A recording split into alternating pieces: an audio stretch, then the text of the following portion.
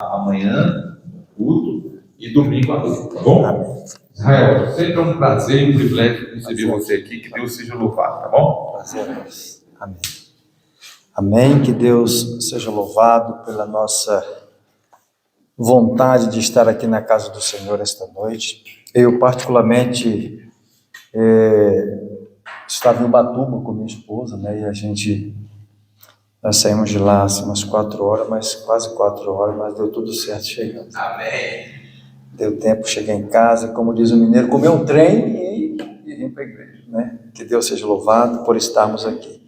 Queridos, para nós, falar de mordomia é algo muito importante. Eu participei de alguns seminários de mordomia cristã da União Central Brasileira, ali no NASP, e digo para vocês que foi um dos melhores programas da Igreja da União que eu participei. E para mim foi uma gratidão muito grande. Eu tenho uma gratidão para com a igreja porque ela tem nos ensinado diversas formas de como nós podemos prestar a Deus agradecimento a Deus por tudo que Deus tem colocado em nossas mãos e nos ensinado de quem é o verdadeiro dono. Porque uma certa vez eu vi alguém escreveu no fundo do carro de um pastor, né? Escreveu assim: meu dízimo. E aquilo o pastor ficou muito chateado. E ele, naquele dia, eu ouvi uma mensagem assim, dura, né? Porque ele subiu ao púlpito e, olha, eu queria contar para vocês como é que eu consegui este carro. E ele começou a contar para a igreja a forma como ele tinha aquele carro novo, né? E para os dias da época, era um carrão, né? E ele contou como foi que ele conseguiu aquele carro. Então, às vezes, nós temos uma falsa compreensão do que é de Deus e do que achamos que é nosso, né? A semana está uns 15 dias, minha tia, aliás, uma tia que é líder de igreja lá no Nordeste, ligou para mim e disse assim, ele mandou uma mensagem assim: filho, eu estou com uma dificuldade, eu sou diretor do Clube de Desbravadores e nós estamos querendo ir ao Campori. E a igreja aqui, nós não temos verba. Então eu pensei em meu pacto ser direcionado para o Clube de Desbravador. Me fala alguma coisa sobre isso. E aí me veio à mente, né, e eu não disse para ela, né, com todo respeito, eu só tirei uma foto de um manual que eu tenho, que é este aqui, que é O Homem, Seus Bens e Deus, e tirei uma foto e mandei para ela, né. Aí ela leu e disse assim: já entendi, filho. Aí eu disse assim: tia, eu vou te mandar mais material para você ver como é que funciona. Então veja só, é mais fácil eu gastar o meu dinheiro ou o dinheiro do Maildo? É mais fácil eu gastar o dinheiro dele. Aí esse dinheiro aqui é quem? Esse aqui é o meu. E esse aqui é de quem? Esse aqui é do Maildo. Nossa, eu estou andando e perdi. Eu perdi o de quem? Eu estou andando com o meu dinheiro e o dinheiro do Maildo. É igualzinho, os dois estão, um está na minha mão direita, outro na minha mão esquerda. Aí alguém diz assim: Israel, você tem aqui R$100. 100 para você e 100 para o Maildo. Os dois são iguaizinhos, todos os dois são 100, bonitinho lá, tá? Eu pego um na uma mão e eu chego no destino, encontro com o Maildo e eu só tenho 100 na mão. Eu perdi 100. Eu perdi o de quem? O do Maildo. Por que eu vou perder o meu? Se o dele é mais fácil eu perder, né? E aí eu chego ao Maildo: olha, eu perdi teu dinheiro, né? Eu não posso fazer nada, eu perdi, não foi, entendeu? Então é mais fácil quando nós achamos que gastamos e planejamos com o dinheiro do outro, isso é muito mais fácil. Então quando nós olhamos no contexto geral, a gente fica pensando assim, como nós vamos lidar com isso? Eu quero que você abra a Bíblia no Salmo 24, e nós vamos aqui ler um texto deste Salmo que é maravilhoso, Salmo 24. E aqui nós vamos começar a mensagem desta noite, trazendo para a igreja aquilo que nós já sabemos. Interessante que nós não precisamos saber coisas novas, nós só precisamos aplicar as velhas coisas de aprendizado na vida, na nossa vida diária. Muito bem. Salmo 24, versículo 1 diz o quê? Ao Senhor pertence o quê? A terra. Vamos lá. Ao Senhor pertence a terra e tudo que nela se contém, o mundo e os que nele habitam. Presta atenção. Então, se a terra é do Senhor, os que nele habitam é do Senhor, então eu não pertenço a mim mesmo. Eu pertenço a quem? A Deus. Então, se eu sou filho de Deus ou pertencente a Deus, eu preciso desenvolver para com este Deus um relacionamento de dependência. E aqui está o problema, é quando nós achamos que o carro é meu, a casa é minha, o dinheiro é meu. Quantas vezes nós cometemos esse erro ao dizer assim, o dinheiro é meu, eu faço o que eu quiser, eu faço o que eu quero, porque o dinheiro é meu, eu compro o que eu quiser. E assim, gente, nós esquecemos que quando olhamos para a Bíblia, a mensagem bíblica é: do Senhor é a terra, o mundo e os que nele habitam. Então, eu não sou de mim mesmo, eu tenho um dono, eu tenho uma pessoa a quem prestar conta da minha vida, e esta pessoa é o meu Deus. Então, quando eu fui entender isso, quando eu fui entender de que eu não sou de mim mesmo, eu vim entender que eu preciso de uma transformação, eu preciso de um entendimento para que a vida possa ser mais agradável na presença de Deus. E aí, nós vamos lá agora, eu quero que você dê um pulinho lá para o Novo Testamento, e nós vamos falar em Romanos capítulo 12, um texto bem conhecido também. Não trouxe textos aqui, nós vamos falar. Não, é textos conhecidos para nós aplicarmos a nossa vida. Romanos capítulo 12, nós estudamos isso recentemente numa das lições. O versículo 2 aqui tem uma mensagem muito boa para a igreja, para mim, para Israel, nesta manhã. Quem abriu pode ler para nós aí, por favor. Romanos 12, versículo 2. Não vos conformeis com este século, mas transformai-vos pela renovação da vossa mente, para que experimenteis qual seja a boa, agradável e perfeita vontade de Deus. Muito bem. Então, Paulo ele vai dar um conselho para a igreja, e ele diz assim, olha, você precisa saber qual é a boa, agradável e perfeita vontade de Deus. Isso só é possível mediante a transformação da vossa mente, que há de ser feita pelo poder e graça do Espírito Santo. Então, quando o Espírito Santo vem a nós, nós vamos ser transformados à medida de cidadão, de varão perfeito conforme Jesus Cristo, porém na nossa esfera humana.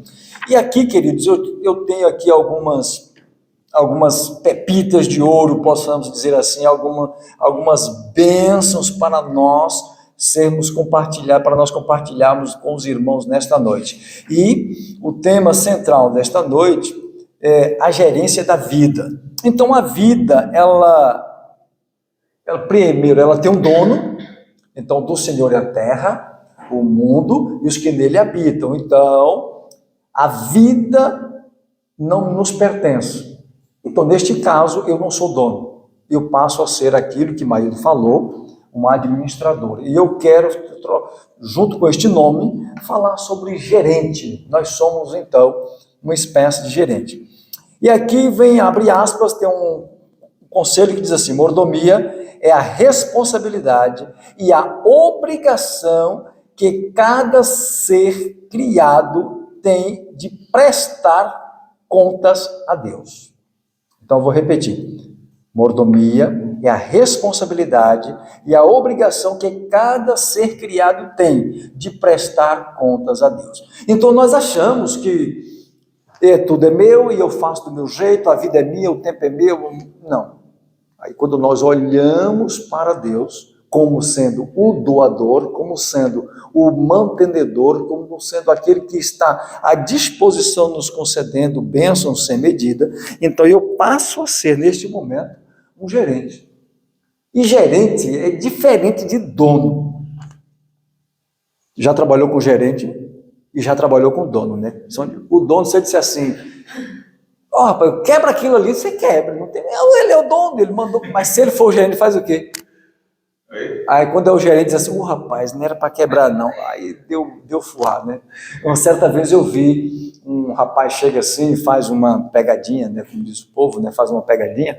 E uma senhora chega e diz assim, filho, eu esqueci as chaves do meu carro aqui. E aí dá um martelo para ele e diz, por favor, quebre para mim e pegue minha chave. Aí o rapaz vai e quebra. Quando ele quebra, ela diz assim, rapaz, meu carro é aquele dali. E aí o jovem, desesperado agora por quebrar um carro que não era o da mulher, aparece um homem e diz assim, o que você está fazendo com o meu carro? Aí ele sai desesperado correndo, e era tudo planejado.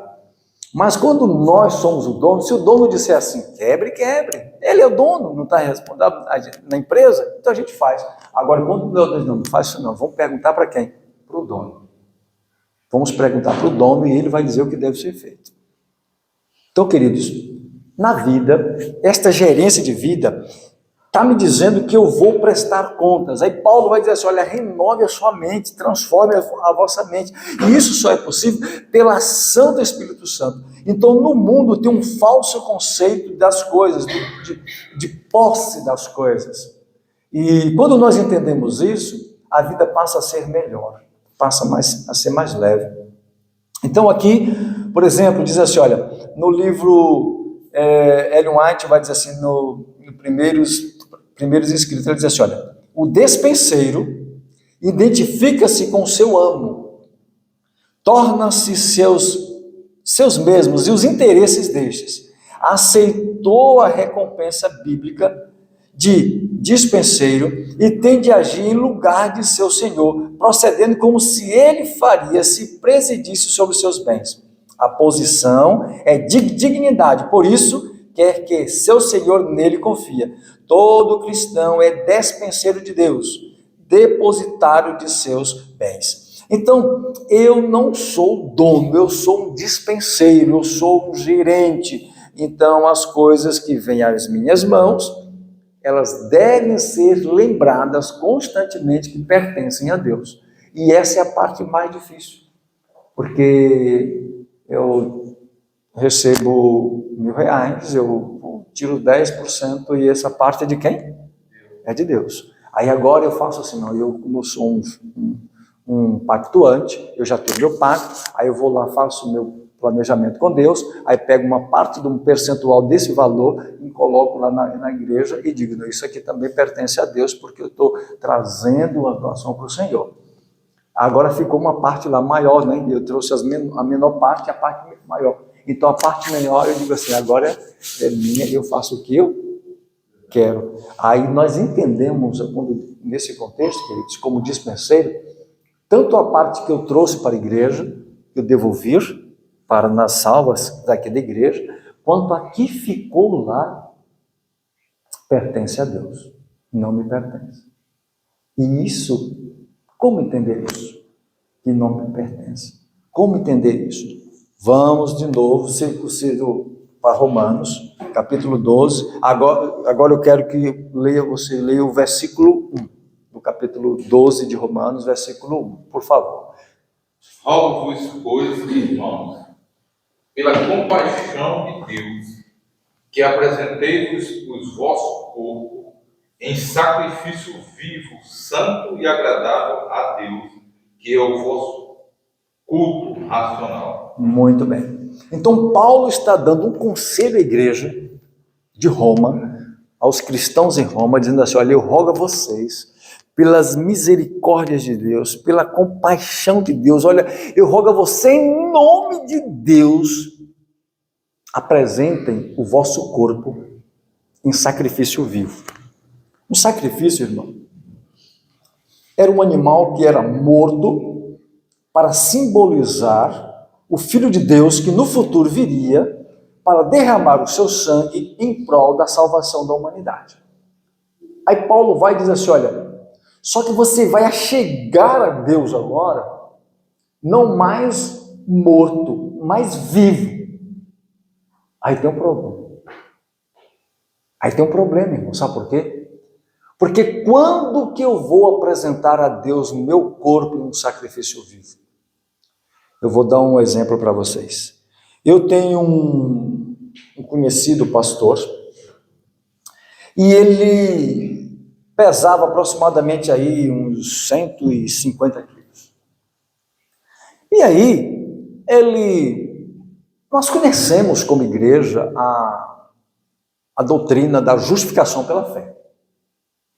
Normal. Então, com base na doutrina da justificação pela fé, muita gente dá alguns passos equivocados. Eu posso fazer tudo tranquilamente, porque a minha salvação é pela fé. Já que eu não sou salvo pelas obras, eu posso ficar em casa e eu posso fazer tudo o que eu quiser, porque eu tenho fé que vou ser salvo e eu vou ser salvo. Então, quando Paulo diz assim, olha, apresente o vosso corpo em sacrifício vivo, tem muita gente apresentando a Deus um corpo morto. Mas morto como? Então, esse pastor, ele disse que ele chegou um certo dia, ele contando para nós numa reunião, ele foi e disse assim, rapaz, um dia eu estava no mercado, nesses atacadões da vida, fazendo compras. E quando ele olhou para o carrinho do vizinho, uma fila de carrinhos, né? Antigamente tinha mais carrinhos cheios, né? Hoje os carrinhos andam mais vazios, né? Antigamente os carrinhos eram abarrotados e tinha até nos carrinhos, irmãos, antigamente tinha até um prendedorzinho assim, que era para você colocava as coisas no seu carro, ainda prendia em outro para sair puxando, né? Que tinha gente que parecia aquele trenzinho assim dentro do mercado, né? Cheio de coisa. E levava menino, era uma festa. Hoje está proibido menino de ir no mercado, porque o iogurte da Danone, as coisas foram lá para cima. Então, quando o camarada calcula tudo, que sobra para quem? Não, hoje não. Hoje não. Depois. Aí, irmãos, quando ele olhou para o seu carrinho, ele começou a olhar para o carrinho do rapaz que estava servindo a Deus em Babilônia. Ele olhou, percebeu o estilo de vida do rapaz, que era de Babilônia. Ele falava igual aos babilônicos, ele tinha uma roupa igual ao de babilônico, ele tinha um estilo de vida de Babilônia, ele ouvia uma música de Babilônia, ele vivia tudo de uma vida diferente, a vida de Babilônia. Mas quando ele olhou para o carrinho dele, ele disse, mas espera aí, tem alguma coisa errada. Por quê? A mesma comida que o de Babilônia está comendo, eu também estou. Tudo que está no carrinho que está servindo a Babilônia, está no meu carrinho que eu estou servindo a Deus? Então, eu estou apresentando a Deus um sacrifício vivo ou um corpo que está morto, só falta cair. Aí ele raciocinou e disse, meu Deus, lembrou das mensagens que tinha ouvido na igreja, que Deus tem preparado para ajudar a sua igreja. Então ele lembrou, isso ele contando lá no seminário, ele lembrou de que o seu corpo é um templo de quem? Do Espírito Santo. E se é templo do Espírito Santo, eu pergunto para você, o Espírito Santo gosta de estar em um local limpo ou em local sujo? Um local limpo. Então o meu corpo, ele deve estar o quê? Limpo, para que a presença do Espírito Santo possa preencher a minha mente e todo o meu ser e todo o meu corpo vai sendo trabalhado por ele. E aí algo que é inerente do ser humano, que é o egoísmo, ele vai ser tirado de nós. Então a mensageira do Senhor, ela tem uma mensagem no livro Conselho sobre mordomia. Ela dá uma pincelada na vida, e ela diz para nós assim, por exemplo, na página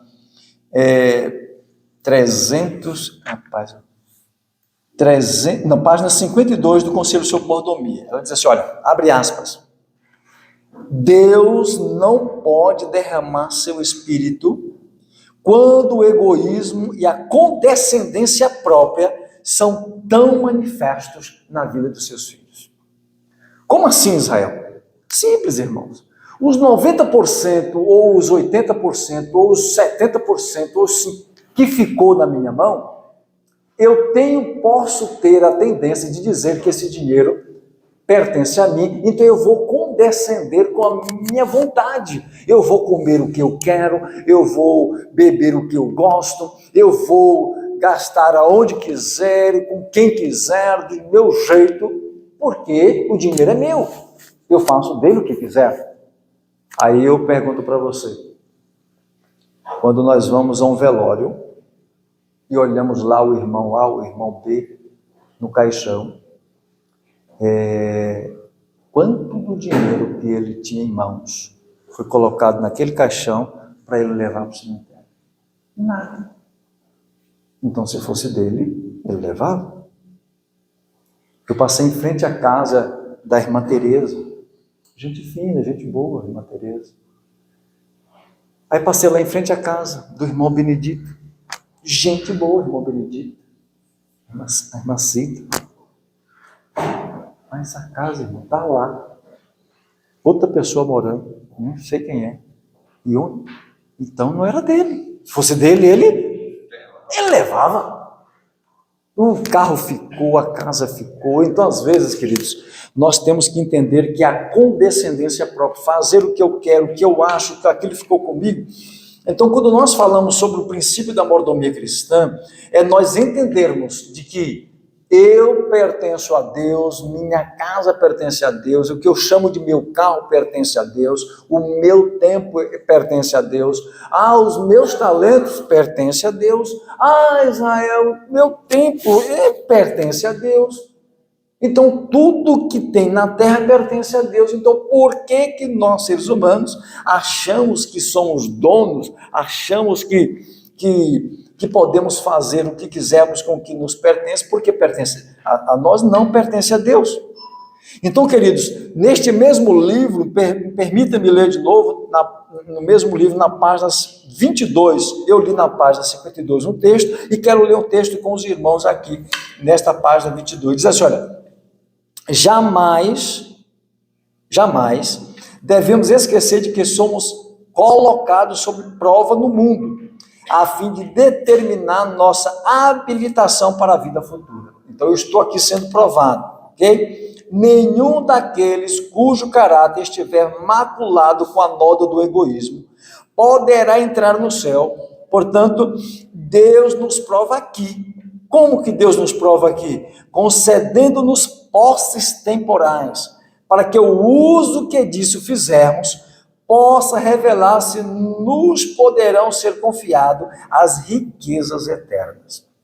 Aqui é um puxão de orelha para mim, em primeiro lugar, e depois para a igreja. Eu estou sendo provado. Esse texto nunca saiu da minha cabeça depois que eu li a primeira vez. Ou seja, então eu estou na terra, porque Deus me colocou aqui como prova, para me provar, para provar para Israel, se o que Ele vai colocar nas minhas mãos possa me preparar para desfrutar das riquezas eternas, ou o que Ele colocou nas minhas mãos será para que eu possa desfrutar da minha vida aqui na terra. Então, muita gente não percebe, irmãos, que Deus deu bênçãos temporais para ser provado, para provar esta pessoa se Ele pode dar as suas riquezas eternas. Aí sabe o que eu descobri e agradecer a Deus? Porque eu não tenho dinheiro. Eu agradeci a Deus. Depois que eu li isso, eu entendi isso. Eu falei, meu Deus, muito obrigado. Porque eu sou o que sou. Não sou um homem abastado, financeiramente a minha conta lá não está às 1000 maravilhas. Graças a Deus, irmãos. E aí nós entendemos por que no passado Deus deu muitos bens para Abraão, Isaac, Jacó. E por quê? Porque se Deus pede para Abraão assim, Abraão, eu quero a sua riqueza. Abraão daria ou não daria? Sim. Porque para Abraão, o objeto de posse era Deus. Para Abraão, eu já tenho Deus, eu tenho tudo. Então, quando o seu filho nasce, ele começa agora a olhar com outros olhos para o seu filho Isaac, que perpetuaria a bênção. Então, Ellen White chega a dizer o seguinte, que Abraão começou a tirar o olhar de Deus e colocar no seu filho. Aí Deus vai e diz assim, então me dá o seu filho. E Abraão deu. No coração, Abraão deu Isaac. Porque quando ele levanta o punhal, ele já tinha em mente que ele mataria o seu filho. E Deus o devolveria, seu filho vivo. Então Abraão deu o seu filho para Deus. Deu tudo o que ele tinha, que era o que ele mais tinha de importante, Abraão deu para Deus. Então nós olhamos assim para nós, e nós, o que temos dado para Deus? Nós temos dado para Deus o tudo do nosso tempo? Ou eu só posso dar para Deus o sábado? Só um sétimo do nosso tempo pertence a Deus. E os outros 6 dias da semana pertence a quem? Aí eu posso ir aonde eu quiser, eu posso assistir o que eu quiser, eu posso comer o que eu quiser, eu posso fazer o que eu quiser, porque esse tempo me pertence. É assim que a Bíblia nos ensina? Não. Então, queridos, quando nós entendemos o princípio do Salmo 24, que tudo pertence a Deus, então eu preciso prestar contas a Deus de tudo que vem às minhas mãos. Quer seja tempo, talento, tesouros e o tempo da alma. Ele pertence a Deus e precisa estar em dia com Deus. O problema é quando nós condescendemos conosco mesmo e achamos que o que Deus colocou nas minhas mãos me pertence. E aí agora eu não mais sou um dispenseiro, eu sou um guardador das bênçãos de Deus. E aí Jesus disse assim, a conta de algumas pessoas no céu está bem complicada, porque vocês estão juntando uma conta bancária na terra e vocês não podem levar. Mas o tesouro no céu é onde vai ser muito mais valioso para você. Então a nossa conta aqui na terra, ela não está boa, né? Nossa conta pode não estar às 1000 maravilhas, mas nossa conta no céu, ela tem que estar boa. Nossa conta lá em cima tem que estar bem. Então quando nós entendemos o princípio de gerência, de que eu não sou dono, de que o Pai é o dono de todas as coisas, nós vamos entender, queridos, que é uma satisfação fazer com a obra de Deus, fazer a vontade de Deus, fazer com que Deus venha sobre nós como um proprietário e nós como gerentes. Aqui eu quero mostrar para vocês, eu quero discutir com os irmãos agora, que há uma necessidade na igreja de uma reforma. Isso é fato. Então, há hoje a necessidade, irmãos, de genuína reforma na igreja. A última mensagem de advertência que devia ser levada com a velocidade de um avião a jato, em muitas áreas avança a passos lentos por causa do egoísmo do povo de Deus. Deve proceder-se de uma reforma do coração. Tem que ser banido o egoísmo em todas as suas formas. A obra não triunfará sem o poder do Espírito Santo. E Deus não pode derramar o seu Espírito sobre a igreja egoísta. Então, um conselho sobre mordomia, vem esse conselho para nós. Deus quer derramar o seu Espírito Santo nesta igreja. A última mensagem, a mensagem angélica dada para esta igreja, ela precisa ser proclamada a plenos pulmões. Mas para que isto aconteça, o Espírito de Deus tem que ser derramado nesta igreja. Mas enquanto a igreja for egoísta, enquanto a igreja olhar apenas para si mesmo, enquanto eu olhar para mim mesmo, as minhas necessidades, as minhas vontades, os meus gostos, os meus desejos, como o Espírito Santo virá a mim? Não vem. Então eu preciso de uma reforma.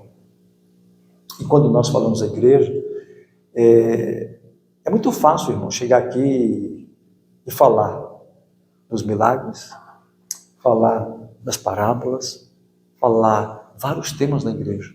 Mas quando é para falar de mudança de atitude, um estilo de vida, entendimento da doutrina, mudança sincera no meu coração, aí a gente fica assim, meu Deus, mas que mensagem dura, por que isso? Você percebe que na igreja, no geral, nós temos algumas debilidades que poderiam ser vencidas se nós colocássemos todas elas nas mãos do Senhor e deixasse que o Espírito Santo tirasse de nós o nosso egoísmo. Eu digo como igreja, não estou falando aqui como pessoa. Como igreja, nós temos assim algumas atitudes que precisam ser mudadas, diferentes, fazer diferente e deixar que Deus tome posse da nossa vida, do nosso coração. Eu estava lendo uma história nesse livro interessante, um jovem, um senhor na sua fazenda, e ele chega e diz assim: Senhor, eu não sabia que era teu, eu achava que era meu, mas agora eu entendi que nada que eu tenho me pertence, pertence a ti, que eu sou apenas um gerente. Aí ele faz a oração e diz assim: me perdoe porque aqui na terra a gente tem um costume de pôr o nome nas coisas, e no cartório lá não posso pôr teu nome, eu tenho que pôr o meu. Mas sabendo que é teu. Então, a partir de hoje, vai ser feito o que o Senhor achar que deve ser feito com essa propriedade, ela não me pertence. Muito bem. Fez a oração, entregou ao Senhor de coração e foi para sua casa. Aí naquela comunidade, ele diz aí o relato, que uma praga de gafanhotos começou a comer tudo que havia na região. E a praga de gafanhoto, irmãos, não tem controle, não dá para controlar os bichinhos, não. Eles são devoradores mesmo. Come com vontade, como diz o baiano, come com força. E todo mundo sabia que aquele homem lá era cristão. E ele agora tinha dito para todos os seus vizinhos que a partir daquele momento a sua propriedade não lhe pertencia mais, pertencia a Deus. E todos riam dele e chamavam ele de louco. Agora chegam os gafanhotos, e o gafanhoto chega a um palmo da cerca dele e some, e voa. Ultrapassa todo o limite da fazenda dele, da fazenda de Deus, que estava sob o cuidado dele, e cai na outra terra e começa a comer dali para frente. E aí, chega agora a comunidade e vai visitar o dito cujo, que era doido, que tinha dado as terras para Deus, na visão deles. Quando chegou lá, ele disse assim: eu quero saber por que o gafanhoto não comeu a sua plantação. Aí ele foi e disse assim: é simples. Esta plantação que vocês estão vendo aí não me pertence, pertence a Deus. E o gafanhoto também pertence a Deus. Então, se Deus quer que o gafanhoto vá pastar em outro lugar, ele vai, porque pertence a Deus.